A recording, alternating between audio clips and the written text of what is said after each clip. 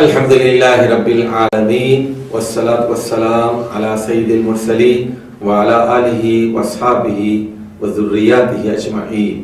سبق نمبر 44، یہ آخری منصوب ہے، چھٹا منصوب مفعول مطلق۔ مفعول مطلق اس کو مصدر بھی کہتے ہیں اور اس کی کئی صورتیں ہوتی ہیں۔ بنیادی طور پر مفعول مطلق وہ منصوب اسم ہے جو خبر کی تاکید کے لیے استعمال کیا جاتا ہے، اور مفعول مطلق کی کئی صورتیں ہیں اور یہاں ہم کچھ مثالیں دے رہے ہیں، ان پر توجہ سے غور فرمائیے۔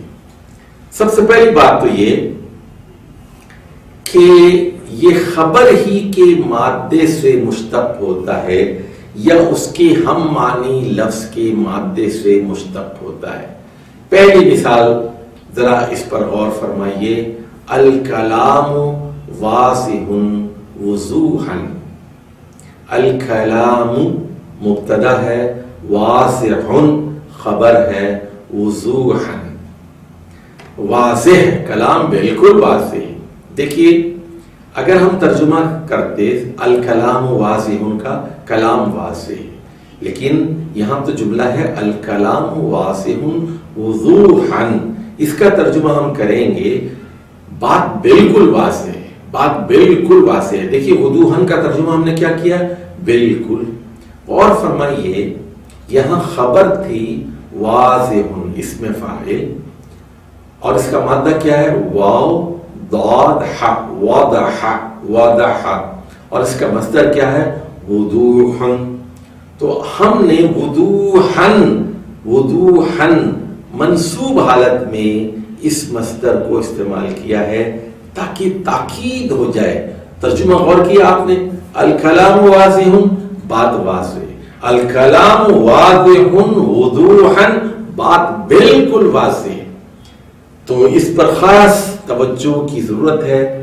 دوسری مثال دیکھیے، رشید خائف، رشید ڈرا ہوا ہے، لیکن ہم کہتے ہیں رشید خائف خوفا، رشید خائف خوفا، تو رشید بہت ڈرا ہوا ہے، خائف خوفا بہت ڈرا ہوا ہے۔ یہاں خبر خائف ہے، خائف کا مادہ کیا ہے؟ خے واو فا، خوف، اور اس کا مصدر کیا ہے؟ خوف، اور یہاں خوفا اس میں منصوب استعمال ہوا ہے، یعنی مصدر کو ہم نے نسبی حالت میں استعمال کیا ہے اور خبر کی تاکید کر دی ہے، اور ترجمہ کیا کیا ہم نے؟ بہت، رشید بہت ڈرا ہوا ہے، بہت ڈرا ہوا ہے۔ چلیے تیسری مثال دیکھیے، یہ سبق بہت اہم ہے، آپ کی توجہ مطلوب ہے، اور قرآن مجید میں یہ مفعول مطلق بہت آیا ہے، اور اس میں دیکھا گیا ہے کہ اکثر لوگ ترجمہ صحیح نہیں کر پاتے کیونکہ وہ مفعول مطلق کے مفہوم کو اچھی طرح نہیں سمجھتے، اس لیے ترجمہ صحیح نہیں کر پاتے۔ تاکید کا مفہوم پیدا کرنا ہے۔ وَرَتِّلِ الْقُرْآنَ، رتل، رتل فعل امر ہے، ٹھہر ٹھہر کر پڑھو، رتل ٹھہر ٹھہر کر پڑھو۔ کیا؟ القرآن مفعول بہی ہے، آخری حرف نون پر زبر ہے، قرآن کو ٹھہر ٹھہر کر پڑھو۔ رتل کا مادہ کیا ہے؟ را، تا اور لام، رتل، اور اس کا مصدر کیا ہے؟ ترتیل، باب تفعیل سے ترتیل۔ اب ترتیل کے بجائے ہم اس میں منصوب استعمال کر رہے ہیں، یہاں مصدر منصوب استعمال کر رہے ہیں، اور ترجمے میں ہم نے خوب کا اضافہ کر دیا ہے۔ قرآن کو خوب ٹھہر ٹھہر کر پڑھو، قرآن کو اچھی طرح ٹھہر ٹھہر کر پڑھو۔ چوتھی مثال دیکھیے، وَلَا تُبَذِّرْ تَبْذِيرًا، وَلَا تُبَذِّرْ تَبْذِيرًا، لا تبذر، فضول خرچی نہ کرو، تبذیرًا، تبذر کا مادہ کیا ہے؟ بذر، با ذال اور را، تبذیر اس کا مصدر ہے، اس کو نسبی حالت میں یہاں استعمال کیا گیا ہے تاکید کے لیے۔ خبر کی تاکید کے لیے. ترجمہ کیا ہوگا؟ فضول خرچی بالکل مت کرو. لا تبذر تبذیرا، فضول خرچی مت کرو، بالکل مت کرو، قطعی نہ کرنا. اگلی مثال دیکھیے، 5ویں مثال، فدمرناها، چنانچہ، دمرنا ہم نے برباد کر دیا، پاش کر دیا، ٹکڑے ٹکڑے کر دیا. دمرنا نا ہم نے، دمرنا نا ضمیر فاعل ہے، ہم نے ٹکڑے ٹکڑے کر دیا، دھجیاں اڑا دیں، برباد کر دیا، تباہ و برباد کر دیا. ہا سے مراد ہے قریتن، اس بستی کو. چنانچہ ہم نے اس بستی کو پوری طرح تباہ و برباد کر دیا. تدمیرن، تدمیر. دمرہ کا مادہ کیا ہے؟ دال، میم اور را، اور اسی سے پھر باب تفعیل میں مصدر ہے تدمیر، وہ استعمال یہاں ہوا ہے، اور ترجمے میں ہم نے پوری طرح کا اضافہ کیا ہے. چنانچہ ہم نے اس بستی کو پوری طرح تباہ و برباد کر دیا. اگلی مثال دیکھیے، وَكَلَّمَ اللَّهُ مُوسَىٰ تَكْلِيمًا. کلم فعل ماضی ہے، گفتگو کی. اللہ نے، اللہ کے آخری حرف ہا پر ایک پیش ہے، اسم فاعل ہے، اور اسم فاعل ہمیشہ مرفوع ہوتا ہے. موسیٰ، اللہ نے گفتگو کی، کس سے کی؟ موسیٰ علیہ السلام سے کی. موسیٰ یہاں مفعول بہ ہے اور منصوب ہے. اللہ تعالیٰ نے گفتگو کی حضرت موسیٰ سے تکلیماً. اب یہاں کلمہ کا مصدر ہے تکلیم. کلمہ کا مادہ کیا ہے؟ کاف لام میم، اور تکلیم کا مادہ بھی کاف لام میم ہے. اسی فعل کے مادے سے مصدر تکلیم منصوبی حالت میں استعمال کیا گیا ہے. چنانچہ آپ 2 زبر وہاں دیکھ سکتے ہیں. اس کا ترجمہ ہوگا، اللہ تعالیٰ نے حضرت موسیٰ سے گفتگو کی جس طرح آپس میں گفتگو کی جاتی ہے، یعنی یہ گفتگو بالکل اسی طرح تھی جس طرح گفتگو ہوتی ہے. یعنی یہ خواب کی باتیں نہیں تھیں.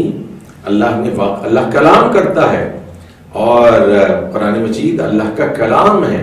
اللہ نے گفتگو کی. چلیے اب مفعول مطلق کی ایک اور قسم کا ہم یہاں ذکر کرتے ہیں. یہ کبھی تعداد کو ظاہر کرنے کے لیے بھی استعمال کیا جاتا ہے. دیکھیے یہاں پہلی مثال ہے، المرید شارب. المرید مبتدا ہے، شارب خبر ہے، شربتن. تو شارب کا مادہ کیا ہے؟ شین را با، اور شربتن کا بھی مادہ وہی ہے. اسی سے ہم نے ایک مصدر استعمال کیا. یہاں پر عدد کے اظہار کے لیے ہے، مریض ایک مرتبہ پینے والا ہے، شربتن ایک گھونٹ پینے والا ہے، ایک مرتبہ پینے والا ہے. دوسری مثال پر غور فرمائیے، دقت الساعۃ. دقت الساعۃ، ساعۃ تو گھڑی کو کہتے ہیں. گھڑی نے گھنٹی بجائی یا گھنٹا بجایا. دقت الساعۃ، الساعۃ اسم فاعل ہے، اور آخری حرف تا مربوطہ پر ایک پیش کی علامت آپ دیکھ رہے ہیں. دقت یہ فعل ماضی ہے. دقتین، دقتان 2 گھنٹے. دقتین یہ منصوب حالت میں دقتین استعمال ہوا ہے، گھڑی نے 2 گھنٹے بجائے. تو یہاں مفعول مطلق یعنی دقہ کا مادہ کیا ہے؟ دال قاف قاف، دقتین. دقت الساعۃ دقتین. تو دقتان کے بجائے دقتین. غور فرمائیے. ضربتہ عصا، میں نے اس کو مارا ایک ڈنڈا. اسن کی حالت دیکھ رہے ہیں ہم, یہاں منصوب ہے. اگلی مثال پر غور فرمائیے. حامد راحل رحلتین فی شہر المحرم. حامد راحل رحلتین فی شہر المحرم. حامد سفر کرنے والا ہے. رحلتین, رحلتین رحلتن مصدر ہے ایک, اور رحلتان دو. رحلتین دو مرتبہ. ہم عدد کا ترجمہ کر رہے ہیں اس مصدر کا. یہ منصوبی حالت میں آیا ہے, رحلتان نہیں آیا. رحلتین فی شہر المحرم, محرم کے مہینے میں حامد دو مرتبہ سفر کرنے والا ہے. اب آ جائیے 5ویں مثال. فجلدوہم 80 جلدتن. جو لوگ پاک دامن عورتوں پر بے جا الزام تراشی کرتے ہیں ان کے لیے قرآن مجید نے قذف کی سزا تجویز کی ہے. 80 کوڑے. فجلدوہم, ان لوگوں کو کوڑے مارو. 80 تو 80 مارو. تو اس میں فجلدو کا مادہ کیا ہے؟ جیم لام دال. جلدتن 80 کوڑے مارو. جلدتن 80 جلدتن. تو یہاں اس کی تاکید ہوئی ہے اچھی طرح انہیں 100 کوڑے مارو. اور یہاں آپ دیکھ رہے ہیں کہ عدد کا بھی یہاں معاملہ ہے. سورۃ الحاقہ میں ہے فدکھتا دکھتا واحدہ. دکھا تو چوٹ ہے, تو فدکھتا, دکھتا مجھول ہے. زمین بھی اور پہاڑ بھی, زمین بھی اور پہاڑ بھی ایک ہی چوٹ میں, ایک دکھتا واحدہ. دکھتا واحدہ. تو دکھا کا مادہ کیا ہے؟ دال کاف کاف. تو یہاں اس کی تکرار ہے. اور دکھتن دکھتن دکھتن یہ مصدر ہے, منصوبی حالت میں استعمال ہوا ہے. ایک ہی چوٹ میں روز قیامت زمین کو بھی اور جبال کو بھی ریزہ ریزہ کر دیا جائے گا.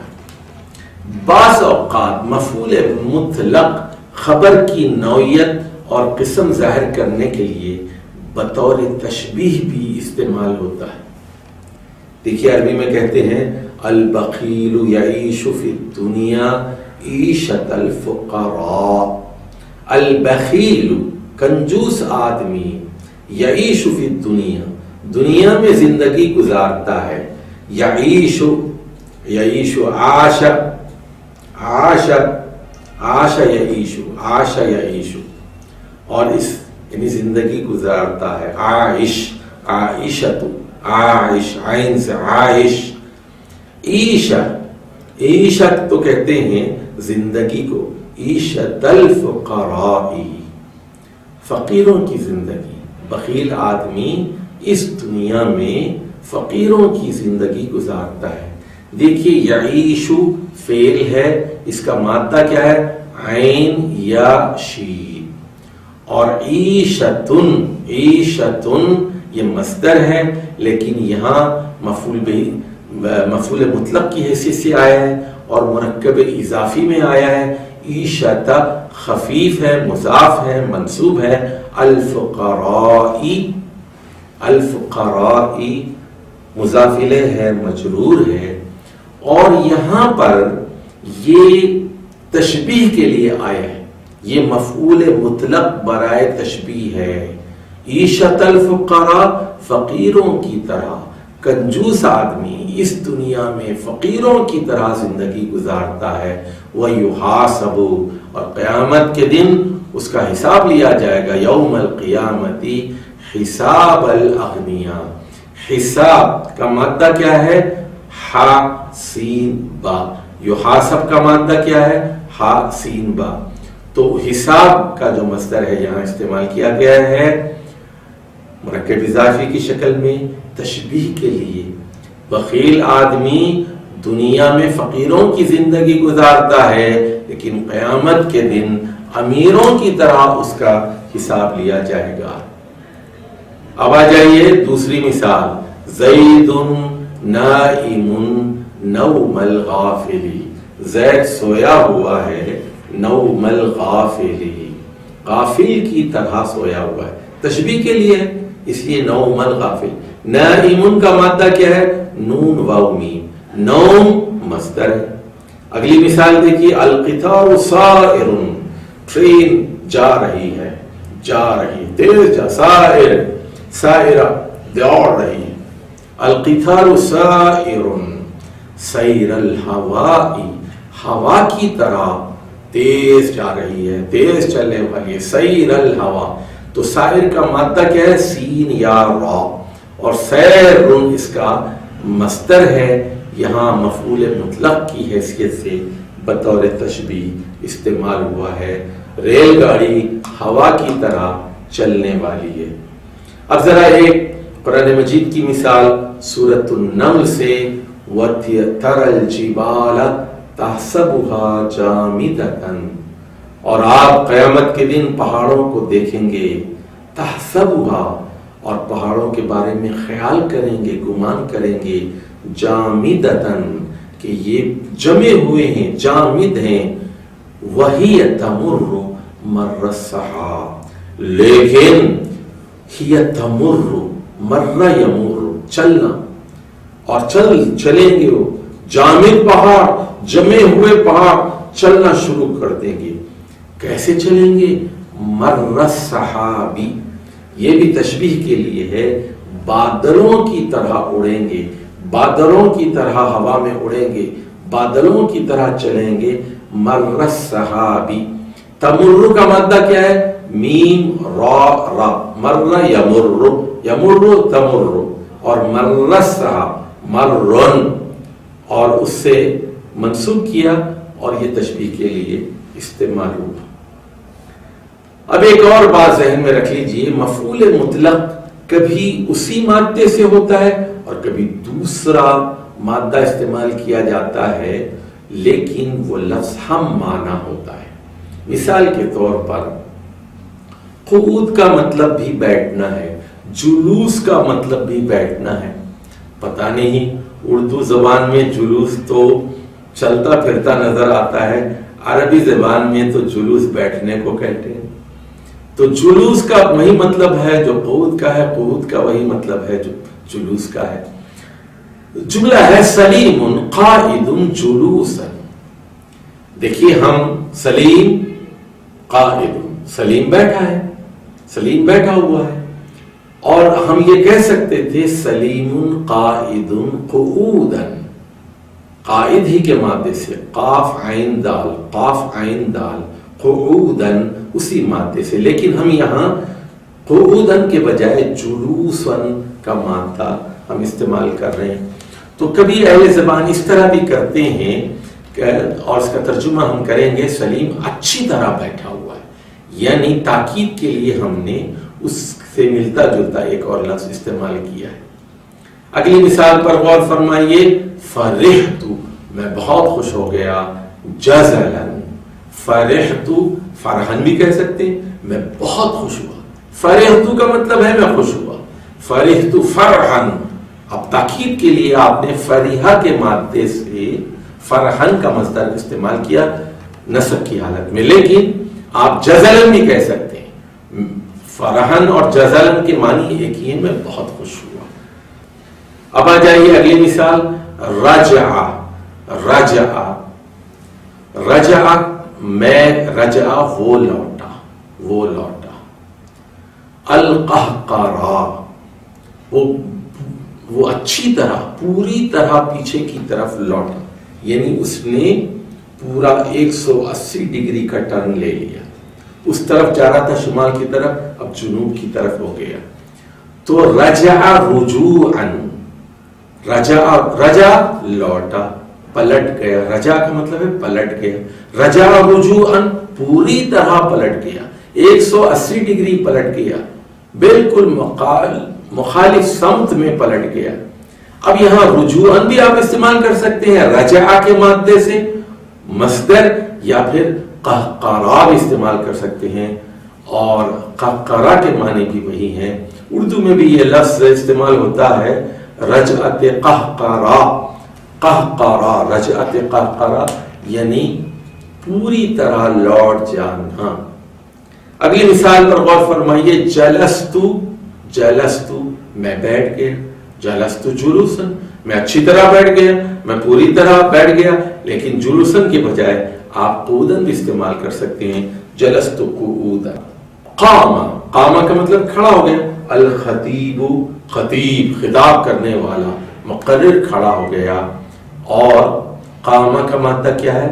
قاف واو میم، اور آپ تاکید کا مفہوم پیدا کرنے کے لیے آپ کہہ سکتے ہیں قام الخطیب قیاما، اچھی طرح کھڑا ہو گیا، یا آپ یہ بھی کہہ سکتے ہیں قام الخطیب وقوفا۔ تو وقوف اور قیام دونوں کے معنی ایک ہی ہیں، جیسے آپ کہتے ہیں قیام عرفات یا وقوف عرفات، عرفات کے میدان میں ٹھہرنا، قیام عرفات، وقوف عرفات وہاں کھڑا ہونا۔ اب آ جائیے مفعول مطلق کی ایک اور صورت، یہ مضاف کی شکل میں آتا ہے، نائب بن کر منصوب کے بجائے یہ مجرور شکل میں آتا ہے۔ ذرا اور فرمائیے سورۃ النساء کی اس آیت پر، فَلَا تَمِيلُوا كُلَّ الْمَيْلِ، اگر آپ کی 2 بیویاں ہیں یا ایک سے زائد بیویاں ہیں تو اللہ تعالیٰ آپ کو حکم دے رہا ہے کہ ایک بیوی کی طرف پوری طرح نہ جھک جاؤ، پوری طرح مائل نہ ہو جانا۔ یہ ناانصافی ہے، یہ گناہ ہے۔ پرانی بیوی کو پہلی بیوی کی طرف التفات نہیں ہے، نئی والی دوسری بیوی کی طرف زیادہ توجہ ہے۔ تو فلا تمیلو، فلا تمیلو، تو یہ لا تمیلو مائل نہ ہونا، اے مسلمانوں مائل نہ ہونا، جھک نہ جانا، کھل المیل۔ تو تمیلو کا مادہ کیا ہے؟ یہ ہے مالا یمیلو، مین یا لام، مالا یمیلو مائل ہونا، کھل المیل پوری طرح۔ اب یہاں میلن کے بجائے کھل المیل، پوری طرح ایک بیوی کی طرف جھک نہ جاؤ۔ تو یہاں دیکھ رہے ہیں آپ میلن کے بجائے کھل المیلی، کھلن کے ساتھ بطور مرکب اضافی استعمال ہوا ہے۔ دوسری مثال دیکھیے، وَلَوْ تَقَوَّلَ عَلَيْنَا بَعْدَ الْأَقَاوِيلِ، تقول فعل ماضی ہے، وَلَوْ تَقَوَّلَ، اگر آپ نے تقول سے کام لیا ہوتا، تقول یعنی اپنی طرف سے کوئی بات گھڑ کر ہم سے منسوب کرنا، علینا ہم پر، بعد الاقاویل، تو تقول کا مادہ کیا ہے اور اقاویل کا مادہ کیا ہے؟ وہ بھی قاف و لام ہے، تو یہ بھی مفعول مطلق کی ایک قسم ہے، لیکن یہاں کلو کے بجائے بعد الاقاویل، بعد الاقاویل کا لفظ استعمال ہوا ہے یہاں پر۔ بعد الاقاویل، بعض باتیں آپ نے اگر منسوب کی ہوتی ہم سے گھڑ کر جھوٹی باتیں، تب یہ ہوتا۔ اگلی مثال دیکھیے، تأثر بعد التأثر، تأثر اس نے اثر قبول کیا، تأثر فعل ماضی ہے، اس نے اثر قبول کیا، بعد التأثر، اس تأثر فعل ماضی ہے اور تأثر یہ مصدر ہے، لیکن یہاں مصدر منصوب نہیں آ رہا ہے بلکہ مرکب اضافی میں مضاف الیہ بن کر بعد کے ساتھ مجرور حالت میں آ رہا ہے، اس نے کچھ اثر قبول کیا۔ تأثر بعد التأثر، تأثر بعد التأثر۔ چلیے قرآن مجید کی مثال لیتے ہیں پھر، وجاہدوا فی اللہ، جاہدو جہاد کرو، کوشش کرو، خوب محنت کرو، فی اللہ اللہ کے راستے میں، فی اللہ اللہ میں محنت کرو، جہاد کرو، کوشش کرو۔ اب اس میں تاکید کا مفہوم پیدا کرنے کے لیے جہادن کے بجائے، منصوب اسم کے بجائے حقہ کے ساتھ مرکب اضافی میں استعمال ہوا ہے، حق جہادی، جس طرح کوشش کا حق ہے، جس طرح جہاد کا حق ہے، یعنی پوری کوشش کرو، جسمانی کوشش کرو، ذہنی کوشش کرو، مالی کوشش کرو، تمام وسائل کھپا دو، جتنی بھی اللہ تعالیٰ نے آپ کو ریسورسز دیے ہیں، وہ وسائل دیے ہیں، وہ اللہ کے راہ میں خرچ کرو۔ اپنی زبان، اپنی آنکھیں، اپنے کان، اپنے ہاتھ، اپنے پاؤں، اپنا جسم، اپنا مال، اپنی بیوی، اپنا شوہر، اپنی اولاد، جاہدوا فی اللہ حق جہادی، اسلام کی سربلندی کے لیے، اسلام کی تبلیغ کے لیے، اسلام کے غلبے کے لیے، اسلام کی شوکت کے لیے، اللہ کے راستے میں بھرپور کوشش۔ چلیے سورۃ الاسراء، بنی اسرائیل سے، سورۃ الاسراء سے ہم ایک مثال لیتے ہیں، وَلَا تَبْسُطْهَا كُلَّ الْبَسْطِ۔ مالی معاملات کی طرف اللہ تعالیٰ ہمیں ہدایت دیتے ہوئے یہ کہہ رہا ہے کہ اپنے ہاتھ کو کھلا نہ چھوڑو، وَلَا تَبْسُطْهَا، بسط کا مطلب ہے پھیلانا، یعنی بالکل پوری طرح نہ پھیلا دو، یعنی فضول خرچی مت کرو، میانہ روی اختیار کرو، بخیل بھی مت بنو، اپنے ہاتھ کو گردن سے بھی مت باندھو اور اس کو بالکل کھلا بھی نہ چھوڑو، ایک درمیانی راستہ اختیار کرو۔ تو یہاں بسط، تبسطھا، تبسطھا، تبسط، یہ جو ہے اس کا مادہ کیا ہے؟ با سین طا، اور اسی سے مصدر ہے بسط، بسط، اور یہاں لیکن کلو کے ساتھ یہ آیا ہے اور مرکب اضافی کی شکل میں کل البسطی، کل البسطی، ولا تبسطها کل البسط، اور اپنے ہاتھ کو بالکل پوری طرح کھلا نہ چھوڑ دو۔ اب دیکھیے سورۃ القمر کی مثال، فَأَخَذْنَاهُمْ، آخر کار ہم نے پکڑ لیا، ہم ان لوگوں کو، کیسے پکڑا؟ اخذ عزیز مقتدر، یہ تشبیہ کے لیے استعمال ہوا ہے، مادہ کیا ہے اس میں؟ اخذ، مادہ آ، حمزہ، خ اور ذال، اور اخذ مصدر ہے، اخذ عزیز مقتدر، جس طرح ایک زبردست عزیز، عزیز کا مطلب ہے زبردست، مقتدر اقتدار والا، قدرت والا، طاقت والا، تو بادشاہ، تو ہم نے پھر ان نافرمان قوموں کو ایسے پکڑا جس طرح ایک زبردست قدرت والا پکڑتا ہے۔ یہ بھی مفعول مطلق کی ایک ایسی مثال ہے جس میں اسی مادے سے، اخذہ کے ہی مادے سے اخذن کا مصدر استعمال ہوا ہے تشبیہ کے لیے۔ اور کبھی یہ ہوتا ہے کہ جملے میں فعل اور فاعل محذوف ہوتے ہیں، اور کبھی مفعول مطلق بھی محذوف ہوتا ہے۔ قرائن سے آپ کو پتہ چل جاتا ہے کہ کیا محذوف ہے۔ تو ذرا ان محذوف چیزوں کی کچھ مثالیں قرآن مجید میں ہیں، کھلا فکھلا منہا رغدن، تو کھلا تم دونوں، کھلا فعل امر ہے، آدم اور حوا دونوں سے کہا جا رہا ہے، فکھلا تم دونوں، منہا، ہا سے مراد یہ ہے من الجنتی، اس جنت سے، اس باغ سے کھاؤ، رغدن مزے سے، آسودگی سے۔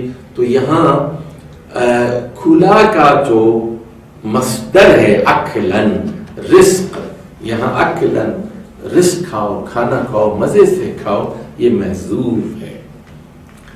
सूरत अल-माइदा में है ला उअज़्ज़िबुहु अहदम मिनल आलमीन, फिर मैं उनको ऐसी सजा दूंगा कि दुनिया की किसी कौम को ऐसी सजा नहीं मिलेगी। उअज़्ज़िबुहु, मैं उस कौम को सजा दूंगा, ला उअज़्ज़िबुहु अहदम मिनल आलमीन, कि दुनिया की किसी कौम को ऐसी सजा नहीं मिली। तो यहाँ भी उअज़्ज़िबु फेल है और यहाँ अल अज़ाब यहाँ महज़ूफ है और यहाँ मफ़ूल बिही महज़ूफ है। इसी तरह देखिए अश्शैखु नाइमुन क़लीलन, तो यहाँ अश्शैख सोए हुए, नाइमुन क़लीलन थोड़ी देर के लिए, तो यहाँ मतलब क्या है, अश्शैखु नाइमुन नौमन क़लीलन, तो यहाँ नौमन मस्दर महज़ूफ है।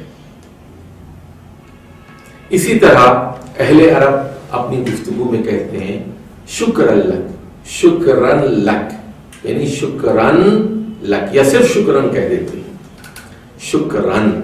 अब आपको हैरत होती है शुक्रन मनसूब क्यों इस्तेमाल हुआ है, तो इसका शुक्रन का तर्जुमा है मैं आपका बेहद शुक्रिया अदा करता हूं।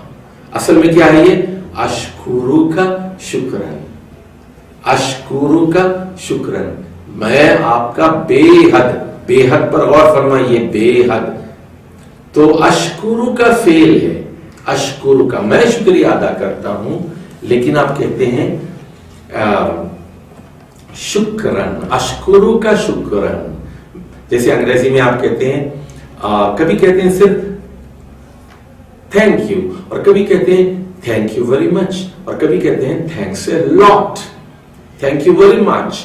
तो इसी तरह जब सादा शुक्रिया हो तो अशकुरक, और अगर जोर देना हो तो आप शुक्रन, शुक्रन लक। इसी तरह समअन व ताअतन, तो यहां देखिए दो मंसूब अस्मा है, समअन व ताअतन। अब आपको हैरत होगी यहां पर फेल फाइल सब जो है महजूफ है। समअन व ताअतन का मतलब है इस्मऊ समअन, तवज्जो से सुनो, और व अतीउ ताअतन, समअन के मादे से फेल क्या है, इस्मऊ, और ताअतन के मादे से फेल क्या है, अतीउ। भरपूर इताअत करो, तवज्जो से बात सुनो और भरपूर इताअत करो, समअन व ताअतन। जैसे सहाबा कराम ने क्या कहा, समिअना व अताना गुफरानक रब्बना व इलैकल मसीर। तो यहाँ इस्मऊ और अतीउ के अफ़आल अम्र महजूफ हैं। उर्दू में भी एक लफ्ज बहुत इस्तेमाल होता है ऐज़न, ऐज़न। तो यहाँ आपने कभी सोचा कि ये ऐज़न क्या चीज है? डिटो के लिए दो जबर इस्तेमाल करते हैं, नीचे लिख देते हैं ऐज़न, ऐज़न, ऐज़न, डिटो, डिटो, डिटो। तो ऐज़न भी मंसूब है और ये भी मफूल मुतलक है, और आखिरी हर्फ पर दो जबर आपको नजर आ रहे हैं। असल में ये है आद ऐज़न, यानी लौट आया, फिर वही चीज दोबारा आ गई है। तो ऊपर की मिसालों से क्या बात मालूम हुई कि बाज़ औक़ात फेल हज़्फ कर दिया जाता है और कभी जो है मस्दर। अब यहां देखिए एक बहुत ही मशहूर लफ्ज़ सुबहान अल्लाही, सुबहान अल्लाही। और फरमाइए, आप ये लफ्ज़ बहुत इस्तेमाल करते हैं, हर नमाज के बाद 33 मरतबा सुबहान अल्लाह कहते हैं।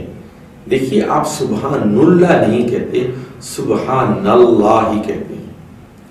तो पहले तो तर्जुमा करते हैं अल्लाह की सुबहान, मुरक्कब इजाफी है तो इसलिए अल्लाह ही मजरूर है, अल्लाह की सुबहान। तो सुबहान तो मस्दर है, तो मस्दर मंसूब क्यों आया? तो इससे पहले उसब्बिहु या नुसब्बिहु का फेल छुपा है।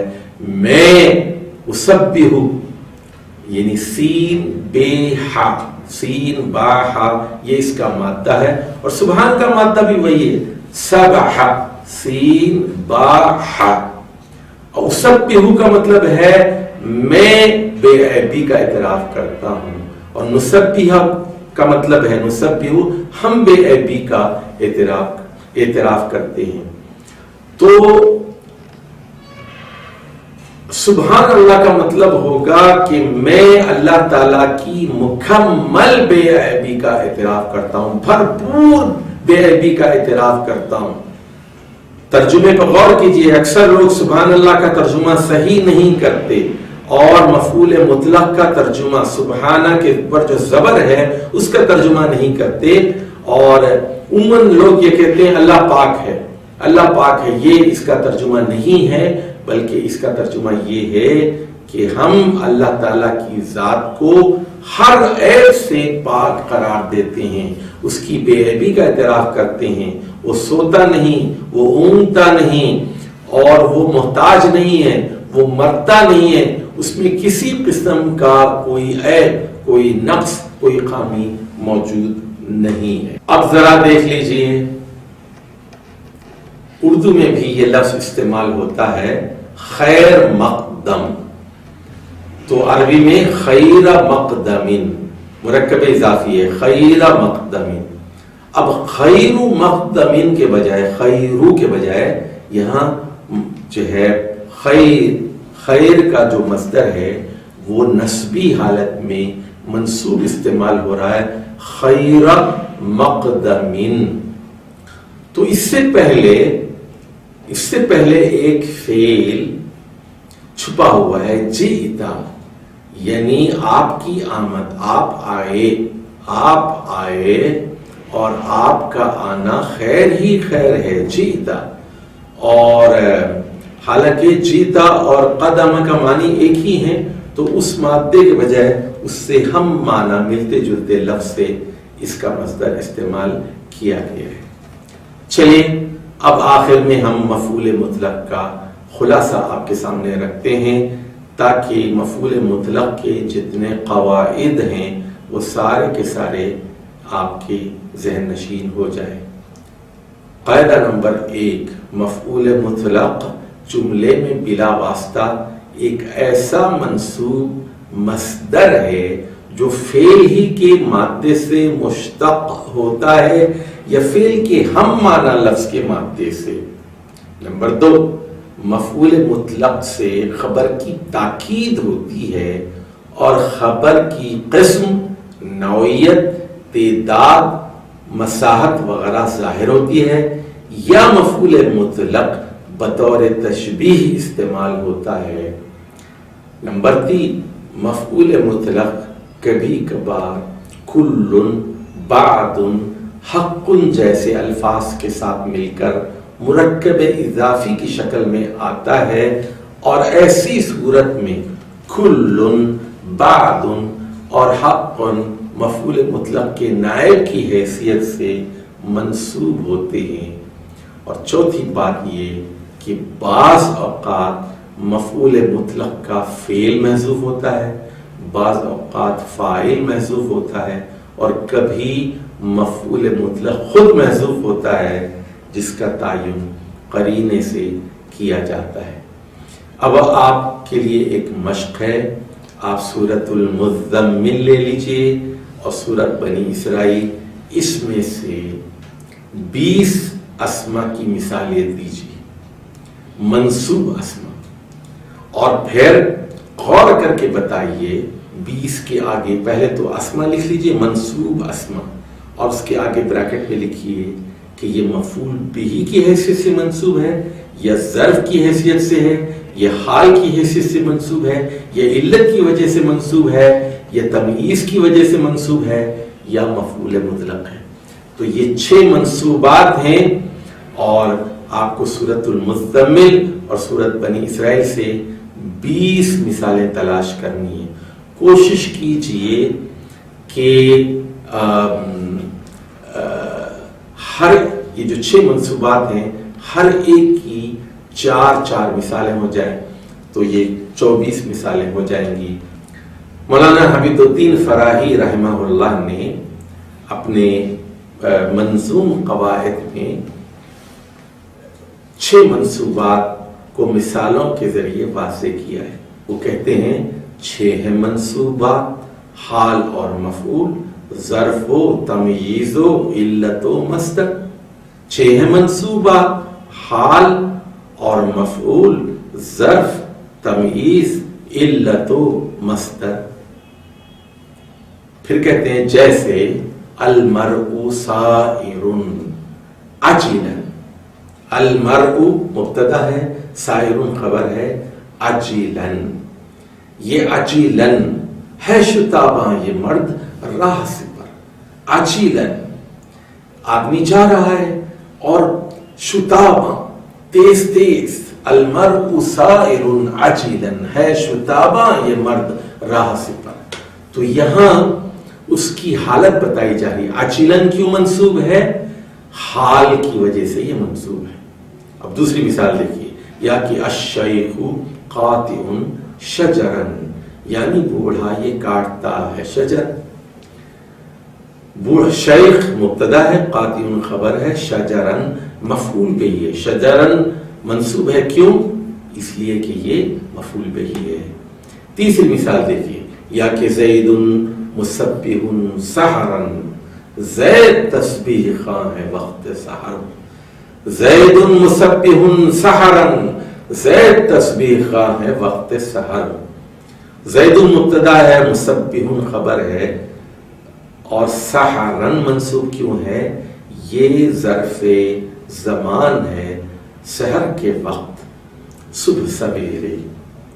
اور اگلی مثال دیکھیے، یا کہ 20 خادمن عندی، یعنی ہیں 20 میرے یہاں نوکر. 20